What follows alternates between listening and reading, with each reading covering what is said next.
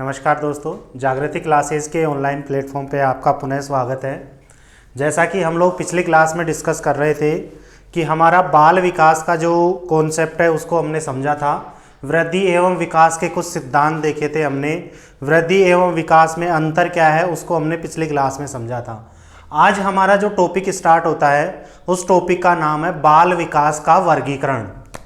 क्या नाम है? बाल विकास का वर्गीकरण। जो हमारा चाइल्ड डेवलपमेंट है उस चाइल्ड डेवलपमेंट का क्लासिफिकेशन क्या है। देखो, बाल विकास का जो वर्गीकरण है, बाल विकास के वर्गीकरण को बेटा हम लोगों ने दो भागों में बांटा है। कितने भागों में बांटा है? दो भागों में। ये सामान्य वर्गीकरण करवा रहा हूं मैं, किसी मनोवैज्ञानिक के अनुसार नहीं करवा रहा। बाल विकास के वर्गीकरण को कितने भागों में बांटा है? दो भागों में। कितने भागों में? दो भागों में। पहला है prenatal development, prenatal development, और दूसरा है पोस्ट नेटल डेवलपमेंट।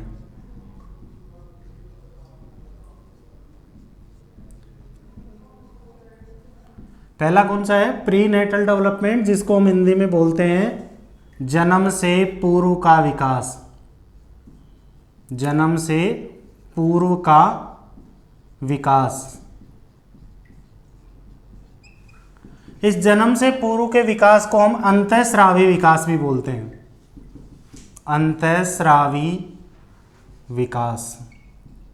और दूसरा हमारा है पोस्ट नेटल डेवलपमेंट, जिसको हम लोग जन्म के बाद का विकास बोलते हैं।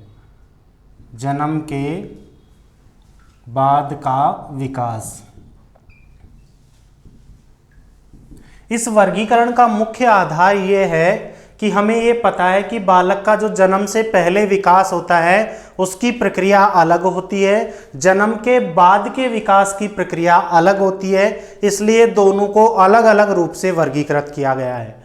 अगर हम लोग बात करें प्री नेटल डेवलपमेंट की, या जिसको हम बोलते हैं जन्म से पूर्व के विकास की, तो जन्म से पूर्व के विकास की मुख्य रूप से तीन अवस्थाएं होती हैं। कितनी अवस्थाएं होती हैं? तीन अवस्थाएं होती हैं। तीन अवस्थाएं या थ्री स्टेज, या जन्म से पूर्व के विकास को मुख्य रूप से तीन भागों में बांटा गया है। हम इसको किसी भी प्रकार से कह सकते हैं। प्री नेटल डेवलपमेंट की कितनी अवस्थाएं होती हैं? तीन अवस्थाएं होती हैं। सबसे पहला होता है बीजावस्था। कौन सी होती है? बीजावस्था, जिसको हम इंग्लिश में बोलते हैं जर्मिनल स्टेज। दूसरी होती है भ्रूणावस्था, जिसको हम बोलते हैं एम्ब्रियो स्टेज। और तीसरी जो हमारी बालक के विकास की अवस्था होती है वो होती है फीटस, जिसको हम बोलते हैं गर्भावस्था। बालक के जन्म से पूर्व के विकास की मुख्य रूप से तीन अवस्थाएं होती हैं। कितनी अवस्थाएं होती हैं? तीन अवस्थाएं। पहली बीजावस्था या जर्मिनल स्टेज, दूसरी भ्रूणावस्था या एम्ब्रियो स्टेज, तीसरी फीटस या गर्भावस्था। क्लियर है? अगर हम लोग बात करें बीजावस्था की, तो बीजावस्था का जो समय होता है वो होता है निषेचन से 2 सप्ताह तक। इसका समय क्या होता है? निषेचन से 2 सप्ताह तक।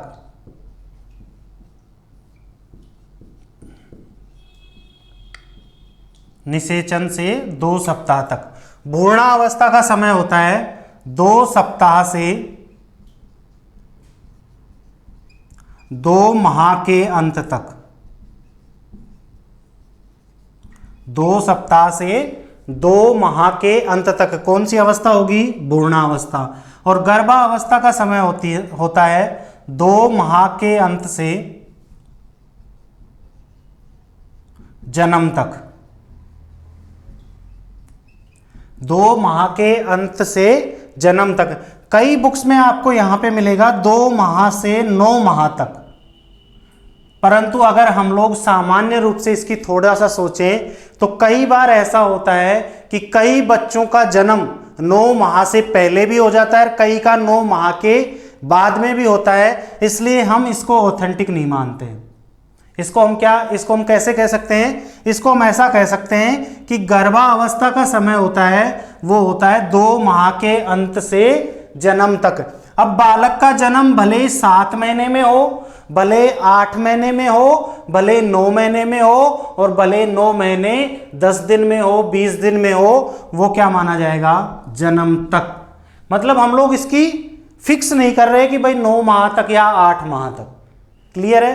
तो जन्म से पूर्व की 3 अवस्थाएं हो गई हमारी। बीजावस्था का समय हो गया निषेचन से 2 सप्ताह तक, भ्रूणावस्था का समय हो गया 2 सप्ताह से 2 माह के अंत तक, और गर्भावस्था का समय हो गया 2 माह के अंत से जन्म तक। अब जो ये तीनों की तीनों अवस्थाएं हैं, इनकी विशेषताएं क्या क्या होती है, हमें थोड़ा सा ये भी समझना है। देखो, जो पहली हमारी अवस्था है बीजावस्था। बीजावस्था में होता क्या है कि मुख्य रूप से जब हस्बैंड एंड वाइफ के बीच में सेक्सुअल इंटरकोर्स होता है या सेक्सुअल रिलेशनशिप बनती है, सेक्सुअल रिलेशनशिप के बाद में लगभग 2 सप्ताह के भीतर अंडे का निर्माण होता है। किसका निर्माण होता है? अंडे का निर्माण होता है। और जब अंडे का निर्माण हो जाता है तो यह अंडा मुख्य रूप से मां के खून से चिपक जाता है। किससे चिपकता है? मां के खून से। मां के खून से चिपककर पोषण प्राप्त करता है। पोषण प्राप्त करता है, जिसे मुख्य रूप से हम रोपण की प्रक्रिया कहते हैं। कौन सी प्रक्रिया कहते हैं? रोपण की, इम्प्लांटेशन।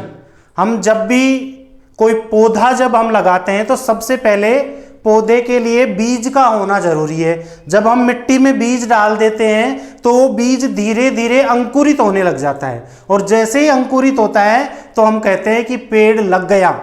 कहते हैं या नहीं कहते? हम ये कहते हैं कि भाई पौधा लग गया। तो मुख्य रूप से अंडे का निर्माण तो हो गया। अंडे का निर्माण होने के बाद में उसमें कौन सी प्रक्रिया होगी? जो अंडा है वो मां के खून से चिपक जाएगा।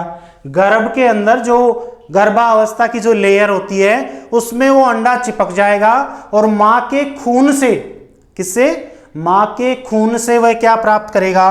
पोषण प्राप्त करेगा, जिसको कौन सी प्रक्रिया कहेंगे हम? जिसे हम मुख्य रूप से रोपण की प्रक्रिया या इम्प्लांटेशन की प्रक्रिया कहते हैं। तो बीजावस्था की 2 विशेषताएं कौन कौन सी हो गई?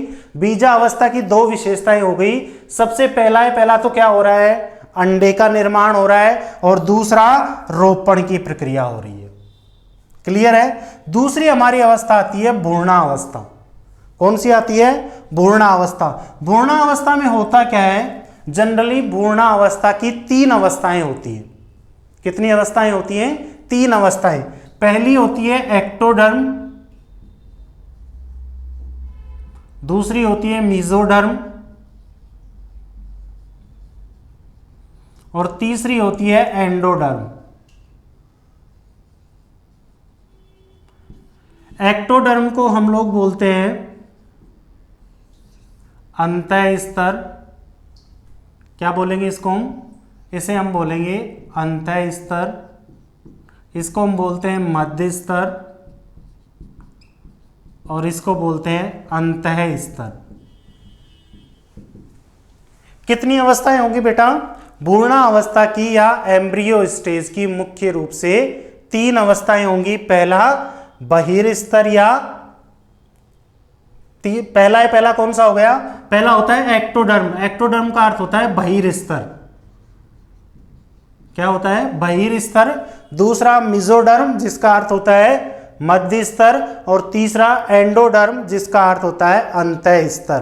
तो मुख्य रूप से एम्ब्रियो जो स्टेज है हमारी भ्रूणावस्था, वह 3 अवस्थाओं के माध्यम से संपादित होती है, या जिसमें मुख्य रूप से 3 अवस्थाएं होती हैं। और इन 3 अवस्थाओं में होता क्या है? मुख्य रूप से भ्रूणावस्था में अंगों का निर्माण होता है। किसका निर्माण होता है? अंगों का निर्माण होता है। जितने भी शरीर के अंग हैं, इन सभी का निर्माण कौन सी अवस्था में हो जाएगा? एम्ब्रियो स्टेज में या भ्रूणावस्था में।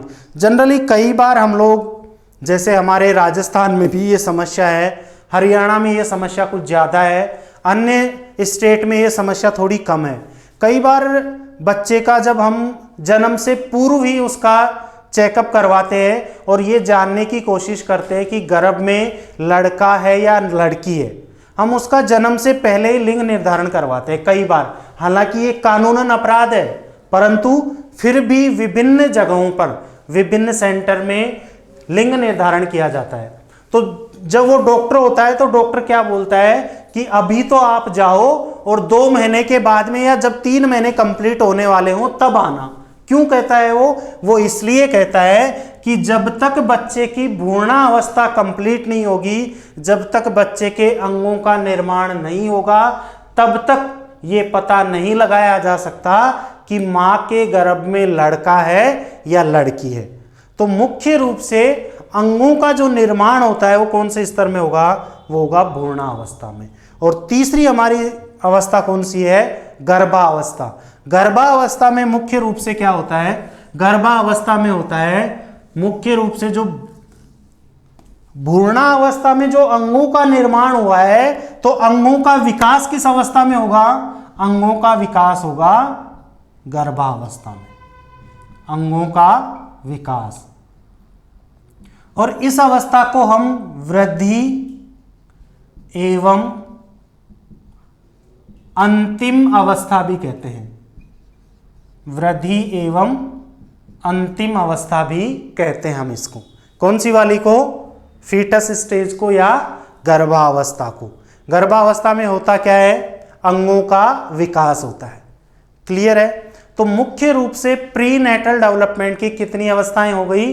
प्री नेटल डेवलपमेंट की 3 अवस्थाएं हो गई। कौन कौन सी? बीजावस्था, भ्रूणावस्था और गर्भावस्था। बीजावस्था का समय होता है निषेचन से 2 सप्ताह तक, भ्रूणावस्था का समय होता है 2 सप्ताह से 2 माह के अंत तक, और गर्भावस्था का समय होता है 2 माह के अंत से जन्म तक। मुख्य रूप से बीजावस्था में निषेचन की प्रक्रिया होने के बाद में अंडे का निर्माण होता है और अंडे के बाद में रोपण की प्रक्रिया होती है। भ्रूणावस्था में बालक का जो विकास है 3 मुख्य स्तरों से होता हुआ, जिसके अंतर्गत बहिर्स्तर, मध्य स्तर व अंतः स्तर आते हैं। इस अवस्था में बालक के सभी अंगों का निर्माण होता है। क्या होता है? सभी अंगों का निर्माण होता है। और जो तीसरी वाली हमारी अवस्था है फीटस या गर्भावस्था, इस अवस्था में मुख्य रूप से अंगों का विकास होता है और इस अवस्था को हम वृद्धि एवं अंतिम अवस्था भी कहते हैं। क्लियर है? तो ये हमारा कौन सा डेवलपमेंट हो गया? Prenatal development. अब इसी के अंतर्गत एक चीज और आती है, बड़ी इंपॉर्टेंट है, वहां से 2-3 बार क्वेश्चन बने हुए हैं। वो हमारा टॉपिक क्या है? वो टॉपिक ये है कि प्री नेटल डेवलपमेंट को प्रभावित करने वाले कारक कौन कौन से होते हैं। ऐसे कौन कौन से कारक हैं जो जन्म से पूर्व की अवस्था को या जन्म से पूर्व के विकास को प्रभावित करेंगी। कौन सी अवस्था में? जन्म से पूर्व प्री नेटल डेवलपमेंट को प्रभावित करने वाले कारक कौन कौन से हैं, फैक्टर कौन कौन से हैं। देखो, प्री नेटल डेवलपमेंट को प्रभावित करने वाला जो सबसे पहला कारक है वह कारक है मातृत्व पोषण। कौन सा है? मातृत्व पोषण।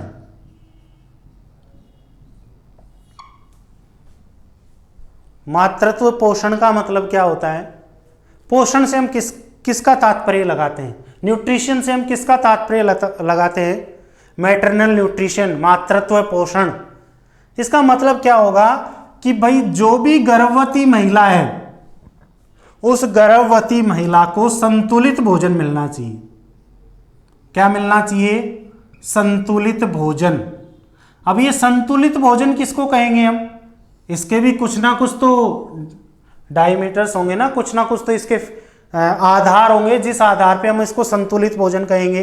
संतुलित भोजन का मतलब है जिसमें पर्याप्त मात्रा में पर्याप्त मात्रा में कैलोरी हो। क्या हो? कैलोरी हो। और कैलोरी का निर्धारण करने के लिए दो समितियां बनी हुई थी, हमें उस पर ज्यादा नहीं जाना है। कैलोरी का मतलब है कि उसमें मुख्य रूप से उस भोजन में पर्याप्त मात्रा में विटामिन हो, कार्बोहाइड्रेट हो,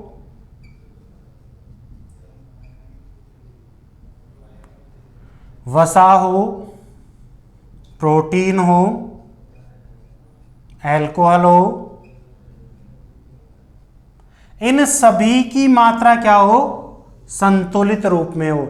ऐसा नहीं हो कि विटामिन सी विटामिन हो उसमें, ऐसा नहीं हो कि कार्बोहाइड्रेट्स ही कार्बोहाइड्रेट्स हो, ऐसा नहीं हो कि उस भोजन में केवल वसा ही वसा हो, ऐसा नहीं हो कि प्रोटीन ही प्रोटीन हो। उस भोजन में पर्याप्त मात्रा में, संतुलित मात्रा में पोषण होना चाहिए, संतुलित मात्रा में कैलोरी होनी चाहिए। क्लियर है? तो पहला कारक कौन सा आ जाएगा? मातृत्व पोषण, कि मां को, गर्भवती मां को पर्याप्त व संतुलित भोजन मिलना चाहिए। दूसरा जो इसका कारक आता है, दूसरा कारक आता है मातृत्व आयु, मैटरनल एज, मातृत्व आयु। अब आप लोग सोचोगे कि ये कौन सी फैक्टर हो गया? जी हाँ, बिल्कुल होता है ही। मनोवैज्ञानिकों ने एक लड़की की मां बनने की आदर्श आयु बताया है। क्या बताया है? आदर्श आयु।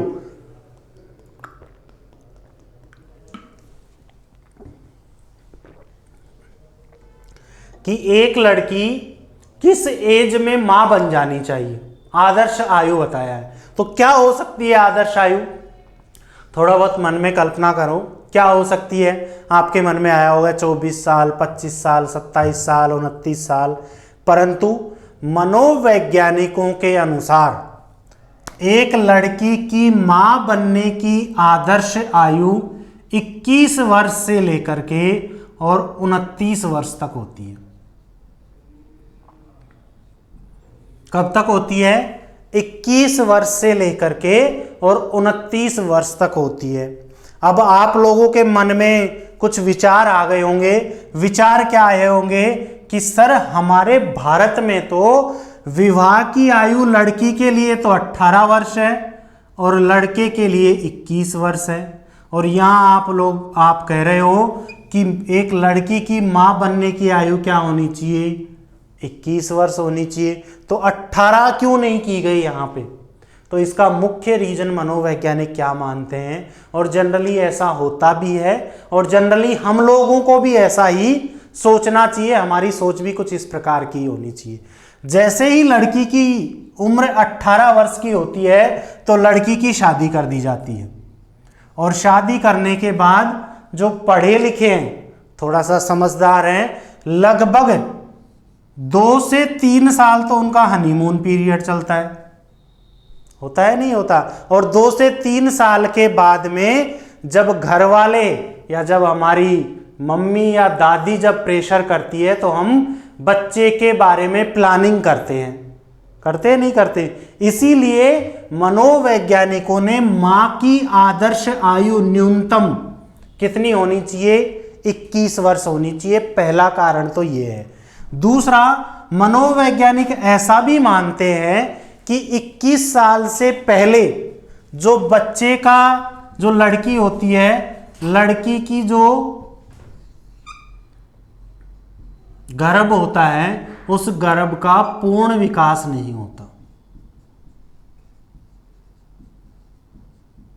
गर्भ अपरिपक्व होता है, इसलिए 21 वर्ष तक मां के अंदर, मां के शरीर में या लड़की के शरीर में गर्भ का पूर्ण रूप से विकास हो जाता है।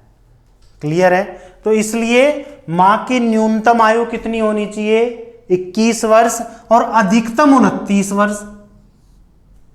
अब यहां पे भी आपके मन में विचार आ गया होगा कि चलो आपने एक जगह तो बड़ी अच्छी बात कह दी कि भाई हम लोग पढ़े लिखे हैं तो कम से कम 21 होनी चाहिए, परंतु हम इतने पढ़ लिख गए कि 29 तक तो हम प्लानिंग ही नहीं करते, 29 तक तो हम शादी ही नहीं करते। होता है जनरली, जितने भी मेट्रो सिटीज हैं उन मेट्रो सिटीज की ये सबसे बड़ी प्रॉब्लम है कि लगभग 28-29 साल तक तो लड़की अपने मम्मी पापा को ये कहती है कि अभी तो मेरा कैरियर नहीं बना है, अभी तो मुझे कैरियर बनाना है, और आप शादी की कल्पना कर रहे हो। जनरली ऐसा ही होता है। और लड़की सोचते सोचते लगभग उसकी उम्र हो जाती है 30 साल, और लगभग बच्चा करते ही करते उसकी उम्र हो जाती है 32 वर्ष। और हमारे मनोवैज्ञानिकों ने हमारे मनोविज्ञान में माँ की आदर्श आयु क्या बताई है? 21 से 29 वर्ष। तो 29 के बाद क्यों नहीं उसकी आदर्श आयु बताया? इसका मुख्य कारण क्या है? ऐसा मनोवैज्ञानिक मानते हैं कि 29 साल के बाद में मां के गर्भ में बीमारियां होने की संभावना होती है। क्या होने की? डिजीज होने की संभावना होती है, कि हो सकता है मां के गर्भ में कुछ बीमारियां हो जाएं। और जनरली ऐसा हम देखते भी हैं कि जो लड़की 32 साल में या 33 साल में मां बनती है, लगभग उसकी जो डिलीवरी होती है वो ज़्यादातर केसों में सिजेरियन होती है, सर्जरी के माध्यम से ही उसकी डिलीवरी होती है। और कई बार तो ऐसा होता है, हालांकि अभी तो हमारा मेडिकल सिस्टम थोड़ा सा धीरे धीरे मजबूत होता जा रहा है, धीरे धीरे सुविधाएं होती जा रही हैं, परंतु जनरली ऐसा होता था कि माँ की कई बार मृत्यु हो जाती थी या बच्चे की भी मृत्यु हो जाती थी। तो इसलिए माँ की आदर्श आयु मनोवैज्ञानिकों ने क्या बताया है? 21 साल से 29 वर्ष तक की बताया है। क्लियर है? तो जिसकी शादी नहीं हो रखी है वो सोचने लग जाना कि हमारे मनोविज्ञान वाले टीचर ने बताया है, साइकोलॉजी वाले ने, कि माँ की आदर्श आयु कितनी होनी चाहिए? 21 से 29 वर्ष होनी चाहिए। क्लियर है? तीसरा इसका जो कारक आता है वो आता है माँ को आराम व व्यायाम की जरूरत होती है। आराम व व्यायाम की जरूरत। अच्छा, ये कारक क्यों महत्वपूर्ण है? आराम व व्यायाम की जरूरत क्यों जरूरी है?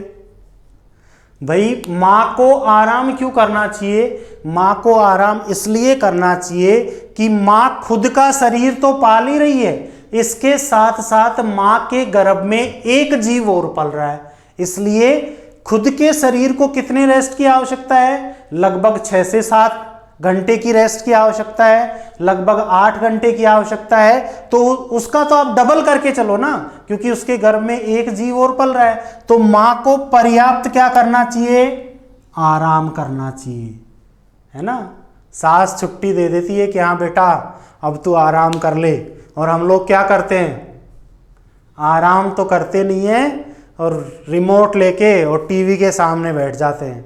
और फिर जो हमारे धारावाहिक आते हैं ना, सास भी कभी बहू थी, ये रिश्ता क्या कहलाता है, ये देखते हैं, और उसका गलत इम्पैक्ट पड़ता है माँ के ऊपर, माँ के गर्भ में पलने वाले बच्चे पर। तो हमें पर्याप्त क्या करना चाहिए? आराम करना चाहिए। रेस्ट का मतलब है कि रेस्ट ही हो, उसमें फालतू की और कोई बातें ना हो, व्हाट्सएप पे चैटिंग ना हो। क्लियर है? दूसरा, व्यायाम की जरूरत। व्यायाम की जरूरत क्यों है? ऐसा मानते हैं कि भाई कई बार ऐसा होता है कि जब माँ आराम करती है तो बच्चा गर्भ में एक जगह पे रुक जाता है, और व्यायाम करने से बच्चे का जो मूवमेंट होता है वो गर्भ में सही तरीके से होता है। तो बच्चे के सही मूवमेंट के लिए आराम व व्यायाम की जरूरत होती है। क्लियर है? और चौथा जो कारक है, मां को नशे का आदी नहीं होना चाहिए। नशे का आदी नहीं होना चाहिए। इसका मतलब क्या हुआ? इसका मतलब ये हुआ कि मां को बेवड़ी नहीं होनी चाहिए, बेवड़ी मां नहीं हो। बेवड़ी का मतलब है कि जनरली जो हमारा लेबर क्लास है, जो हमारा मजदूर वर्ग है, उस मजदूर वर्ग में आपने कई बार देखा होगा कि महिलाएं गुटखा खाती हैं, तंबाकू खाती हैं, बीड़ी पीती हैं, और मेट्रो सिटीज़ में जो हाई फाई सोसाइटीज़ हैं उनमें महिलाएं अल्कोहल का प्रयोग करती हैं। तो आप लोग बोलोगे कि सर आपने तो बताया था कि संतुलित भोजन में अल्कोहल की मात्रा होनी चाहिए। मैंने क्या कहा था? संतुलित रूप में होनी चाहिए। मतलब जैसे हम लोग जौ खाते हैं, जौ और चीनी खाते हैं, तो जब हम अल्कोहल बनाते हैं तो अल्कोहल जौ से ही बनती है, जौ और अनाजों से बनती है। तो जब हम लोग जौ खा रहे हैं तो वो अल्कोहल की पूर्ति ऑटोमेटिकली पूरी कर देता है शरीर में। तो हमें बाहर से अल्कोहल नहीं पीना चाहिए। ऐसा नहीं है कि भाई सर ने कह दिया कि भाई भोजन में पर्याप्त मात्रा में संतुलित भोजन होना चाहिए और संतुलित भोजन में अल्कोहल की मात्रा भी होनी चाहिए। तो ऐसा नहीं है कि भोजन के साथ में एक पैक इधर रख लिया और भोजन खाते खाते अल्कोहल का भी प्रयोग कर रहे हो भोजन के संतुलन के लिए। ऐसा बिल्कुल नहीं होता है। हमें अल्कोहल की जो मात्रा होती है वो भोजन में कई ऐसे पोषक तत्व होते हैं उनके माध्यम से कंप्लीट हो जाती है। तो चौथा कारक क्या हो गया? मां को नशे का आदी नहीं होना चाहिए, मां को बेवड़ी नहीं होना चाहिए। क्लियर है? और लास्ट कारक, मां को चिंता मुक्त होना चाहिए, चिंता मुक्त होना चाहिए।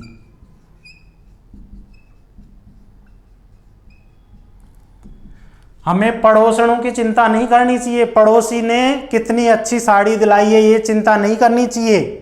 पड़ोसन क्या पहन रखी है, क्या खा रही है, कहाँ घूमने जा रही है, हमें इसकी चिंता नहीं होनी चाहिए।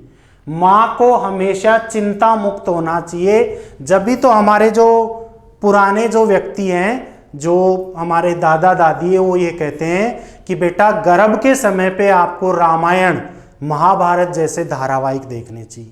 क्यों? क्योंकि उनमें कुछ संस्कृति से संबंधित, कुछ सांस्कृतिक परंपरा को जीवित रखने की कुछ बातें बताई गई है, जिससे व्यक्ति का जीवन सही तरीके से आराम से व्यतीत कर सके, उसके कुछ तरीके बताए हैं। तो माँ को हमेशा क्या होना चाहिए? चिंता मुक्त होना चाहिए। अगर माँ चिंता युक्त होगी तो जो बच्चा है किस प्रकार का पैदा होगा? फिर उसी प्रकार का पैदा होगा। या तो ज्यादा गुस्सैल पैदा होगा या वो ऐसा पैदा होगा वो भी होते ही ज्यादा चिंता करने लग जाएगा। जैसे जैसे उसका विकास होगा उसमें टेंशन की जो प्रवृत्ति है वो ऑटोमेटिक रूप से दिखाई देने लग जाएगी। तो माँ को क्या होना चाहिए? चिंता मुक्त होना चाहिए।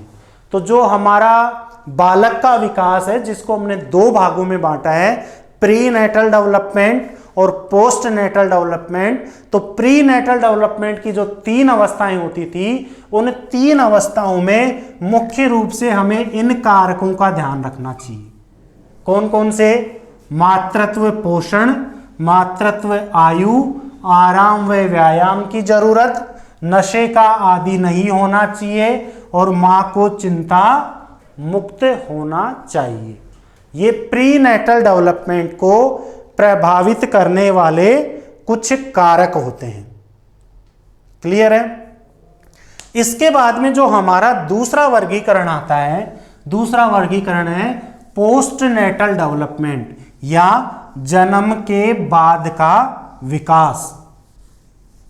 प्री नेटल डेवलपमेंट हम लोग पढ़ चुके हैं। दूसरा हमारा आता है पोस्ट नेटल डेवलपमेंट, जन्म के बाद का विकास।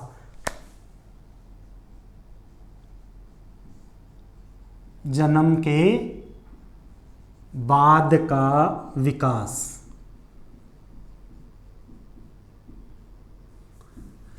देखो, जन्म के बाद के विकास की मुख्य रूप से 5 अवस्थाएं होती हैं। वो सामान्य वर्गीकरण है, परंतु हमें कुछ इस जन्म के बाद के विकास में हमें 2-3 मनोवैज्ञानिकों का क्लासिफिकेशन भी पढ़ना है। क्यों पढ़ना है? क्योंकि वहां से कुछ क्वेश्चन बने हुए हैं, कुछ क्वेश्चन बने हैं अभी तक।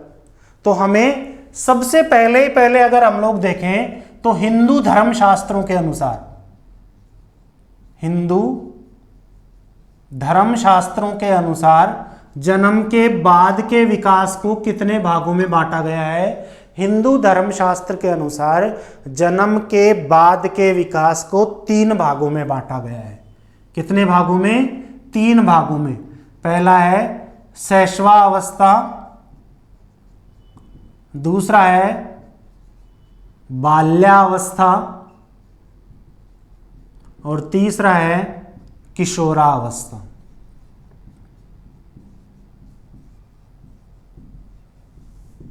तीसरा कौन सा है? किशोरावस्था। पहला कौन सा है? शैशव अवस्था, दूसरा बाल्यावस्था और तीसरा किशोरावस्था। शैशव अवस्था की मुख्य रूप से 3 सब पार्ट होते हैं इसके। शैशव अवस्था को 3 भागों में बांटा गया है। पहला पूर्व शैशव अवस्था, पहला कौन सा है? पूर्व शैशव अवस्था, दूसरा मध्य शैशव अवस्था और तीसरा है अंतिम शैशव अवस्था। पहला कौन सा है? पूर्व शैशव अवस्था, दूसरा मध्य शैशव अवस्था और तीसरा अंतिम शैशव अवस्था। हिंदू धर्मशास्त्रों के अनुसार शैशव अवस्था का जो समय है वो जन्म से 6 वर्ष तक का माना गया है। क्या माना गया है? जन्म से 6 वर्ष तक का।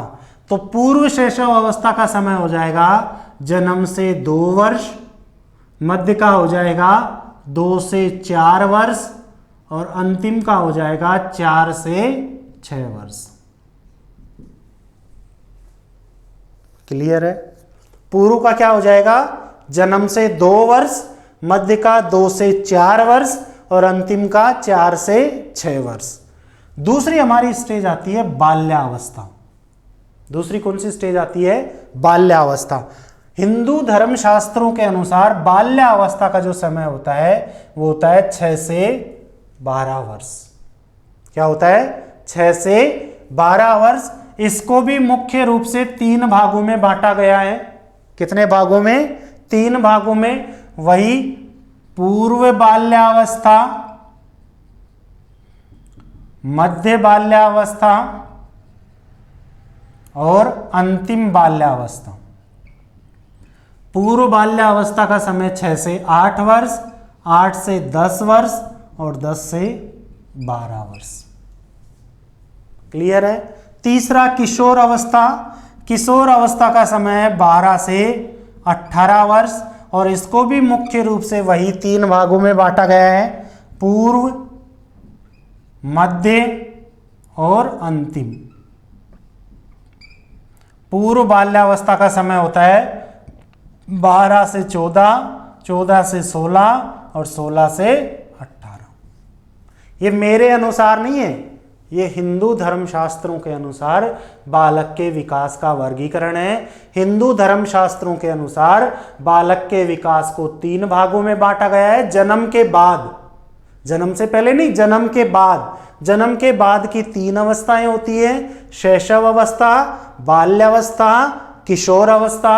शैशव अवस्था का समय जन्म से 6 वर्ष, 6 से 12 वर्ष और 12 से 18 वर्ष। इन तीनों अवस्थाओं के 3 सब पार्ट। क्लियर है? अगर हम लोग बात करें दूसरे वर्गीकरण के अनुसार, जो कि मुख्य रूप से काल सैनिक का है और यहीं से क्वेश्चन आए हुए हैं।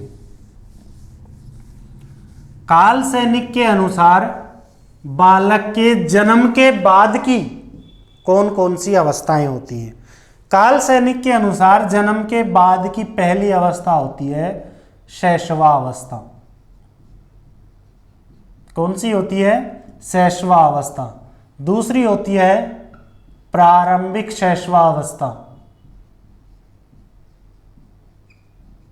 पहली हो गई शैशव अवस्था, दूसरी हो गई प्रारंभिक शैशव अवस्था, तीसरी हो गई उत्तर शैशव अवस्था।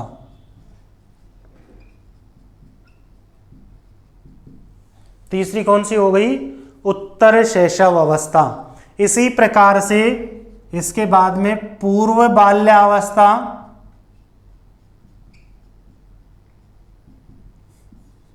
मध्य बाल्यावस्था और उत्तर बाल्यावस्था।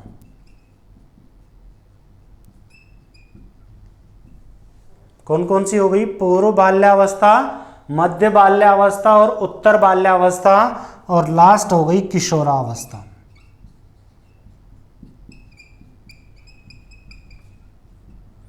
लास्ट कौन सी हो गई? किशोरावस्था।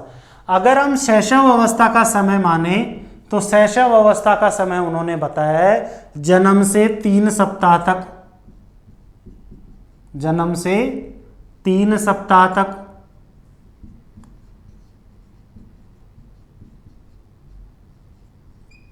तीन सप्ताह से, 3 सप्ताह का मतलब हो गया 20 दिन से, 3 सप्ताह से 15 माह तक। उत्तर शैशव अवस्था का जो समय होता है वह मुख्य रूप से होता है 15 माह से 30 माह तक। पूर्व बाल्यावस्था का समय होता है 2.5 वर्ष से 5 वर्ष तक। क्या होता है? 2.5 वर्ष से 5 वर्ष तक। इसका समय होता है 5 से 9 वर्ष।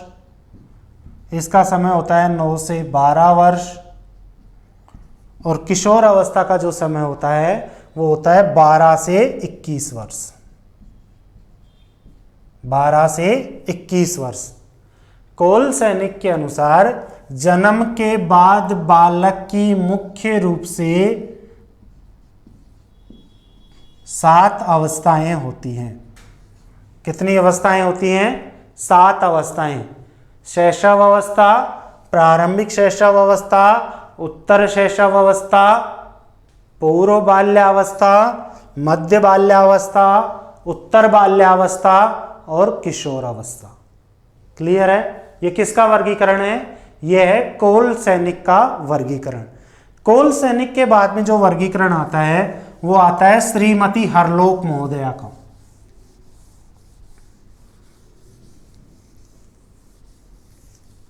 किसका आता है?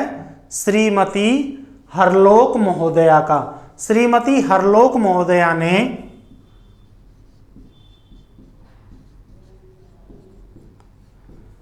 जन्म के बाद के विकास की बालक की 6 अवस्थाएं बताई हैं। कितनी अवस्थाएं बताई हैं? 6 अवस्थाएं बताई हैं। सबसे पहली शैशवावस्था, दूसरी बचपना अवस्था। पहली कौन सी हो गई? शैशव अवस्था। दूसरी बचपन अवस्था। तीसरी हो गई बाल्यावस्था। चौथी हो गई वयसंधि काल। चौथी कौन सी हो गई? वयसंधि काल। पांचवी किशोरावस्था और अंतिम प्रौढ़ावस्था। अंतिम कौन सी हो गई? प्रौढ़ावस्था। अगर हम लोग बात करें शैशव अवस्था की तो श्रीमती हरलोक महोदय के अनुसार शैशव अवस्था का समय होता है जन्म से 14 दिन। बचपन अवस्था का समय होता है 14 दिन से 2 वर्ष। बाल्यावस्था का समय होता है 2 वर्ष से 11 वर्ष। वयसंधि काल होती है 11 से 15 वर्ष। किशोर अवस्था होती है 15 से 19 वर्ष, या कई जगह पे दे रखा है 15 से 21 वर्ष। और प्रौढ़ावस्था का समय होता है 21 वर्ष के बाद या 21 से 40 वर्ष। ये किसका वर्गीकरण है? ये है श्रीमती हरलोक महोदया का वर्गीकरण। किसका वर्गीकरण है? श्रीमती हरलोक महोदया का वर्गीकरण। तो हमने किस किस का वर्गीकरण देखा? हमने देखा सबसे पहला हिंदू धर्मशास्त्रों के अनुसार, दूसरा कोल सैनिक के अनुसार और तीसरा श्रीमती हरलोक महोदया के अनुसार। इन तीनों के तीनों का वर्गीकरण का अगर हम लोग निष्कर्ष निकालते हैं और अगर हम लोग जनरल क्लासिफिकेशन पे आए तो मुख्य रूप से सामान्य वर्गीकरण के अंतर्गत बालक के विकास की 5 अवस्थाएं होंगी। कौन कौन कितनी अवस्थाएं होंगी? 5 अवस्थाएं। सबसे पहली अवस्था होती है शैशव अवस्था। कौन सी होती है? शैशव अवस्था। दूसरी होती है बाल्यावस्था। दूसरी कौन सी होती है? बाल्यावस्था। तीसरी होती है किशोरावस्था। तीसरी कौन सी होती है? किशोरावस्था। चौथी होती है प्रौढ़ावस्था और पांचवी होती है वृद्धावस्था। पांचवी कौन सी होती है? वृद्धावस्था। अगर हम लोग बात करें शैशव अवस्था की, इन्फेंसी स्टेज की, तो सामान्य वर्गीकरण के अनुसार शैशव अवस्था के 2 टाइम पीरियड बताए गए हैं। एक टाइम पीरियड बताया गया है जन्म से 2 वर्ष और दूसरा टाइम पीरियड बताया गया है जन्म से 5 वर्ष या 6 वर्ष। जन्म से 6 वर्ष, ऐसे लिख लो इसको। क्लियर है? बाल्यावस्था का समय बताया गया है 6 से 12, 12 से 18, 18 से, इसको हम लोग मानते हैं 60, और ये है 60 के बाद की अवस्था। कई जगह पे शैशव अवस्था का जो समय है वो जन्म से 2 वर्ष या जन्म से 5 वर्ष या जन्म से 6 वर्ष बताया गया है।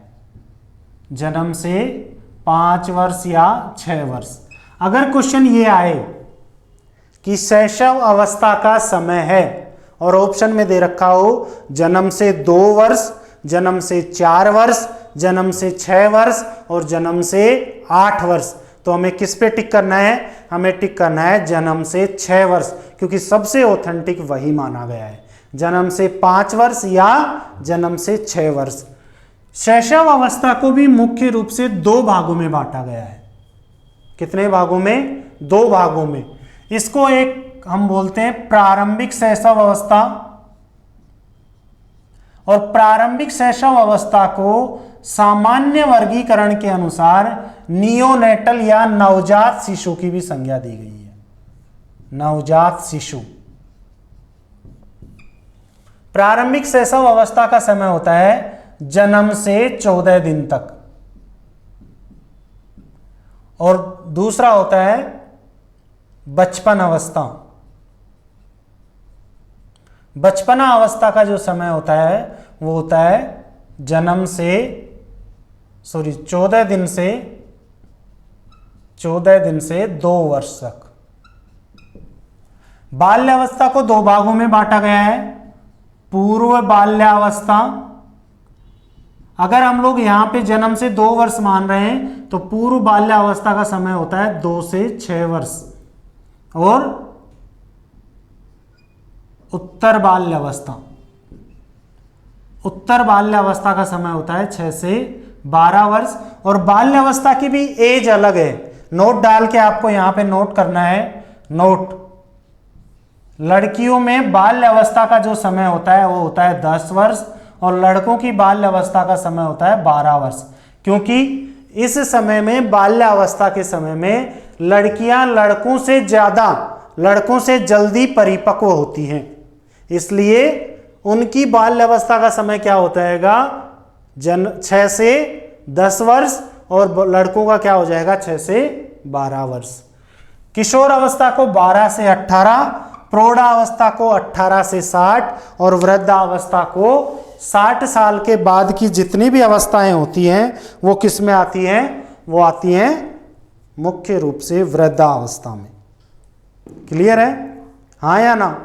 तो हमने देखा कि जो बालक का सामान्य वर्गीकरण है, बालक के सामान्य वर्गीकरण को 2 भागों में बांटा। जन्म से पूर्व का विकास और जन्म के बाद का विकास। जन्म से पूर्व के विकास की 3 अवस्थाएं और जन्म से बाद के विकास की 5 अवस्थाएं। जन्म से पूर्व की 3 अवस्थाएं कौन कौन सी हो गई? बीजावस्था, भ्रूणावस्था, गर्भावस्था। क्लियर है? कौन कौन सी? बीजावस्था, भ्रूणावस्था, गर्भावस्था।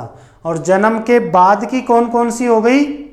जन्म के बाद की सबसे पहली हो गई शैशवावस्था, बाल्यावस्था, किशोरावस्था, प्रौढ़ावस्था और वृद्धावस्था। क्लियर है? तो आज की क्लास यहीं समाप्त होती है।